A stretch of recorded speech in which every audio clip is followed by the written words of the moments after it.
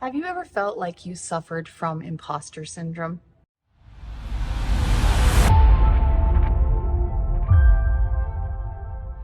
Maybe you felt like you were inadequate at work, or inadequate in a relationship, inadequate as a parent, inadequate as a friend.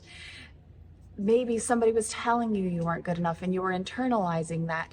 And now we live in the age of social media where we need to be stronger and healthier and thinner and more beautiful and richer and more busy and making more money. And it's just never enough. And so it's very possible for us to feel like we are not enough. Now, Moses was thinking that as we're going through our sermon series, going through the book of Exodus. We've come up to chapter 4.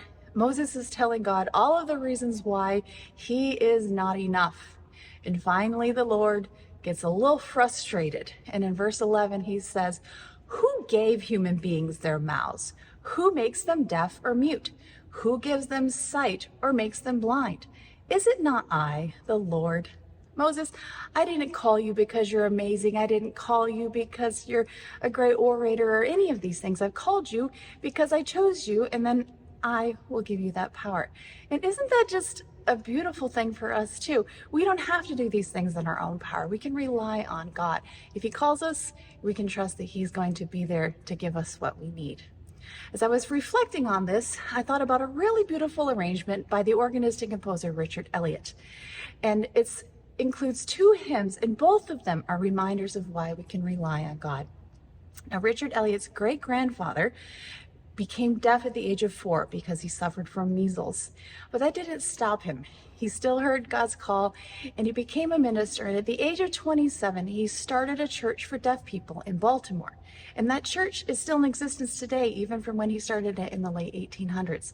So a beautiful ministry to people who were deaf.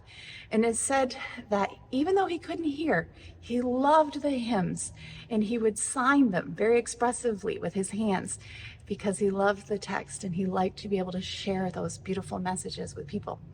So Eliot took 2 of his grandfather's favorite texts, 2 hymns, and you probably know both of them: Jesus, Savior, Pilot Me, and Rock of Ages. These are 2 beautiful hymns, and interestingly, both of them about relying on God, not our power, but God's power.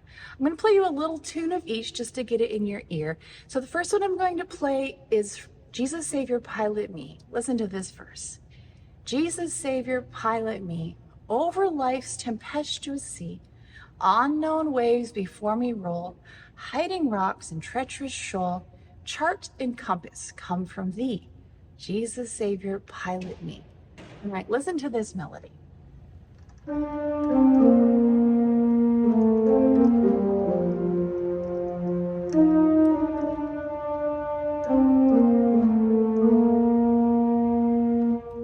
You recognize that? I think you do.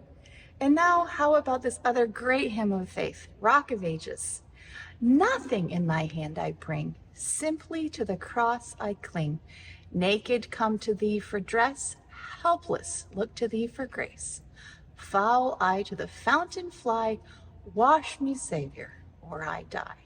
And listen to this melody.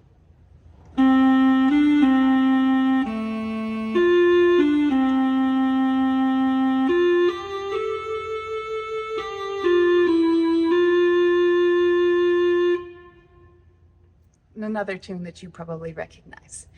Now, Richard Elliott has taken both of these tunes, these hymns, and he's woven them together with this beautiful rocking motion in the accompaniment. And I think that's probably to symbolize the water, mimic the water that he's talking about in a piece that he's called In Cloud and Sea.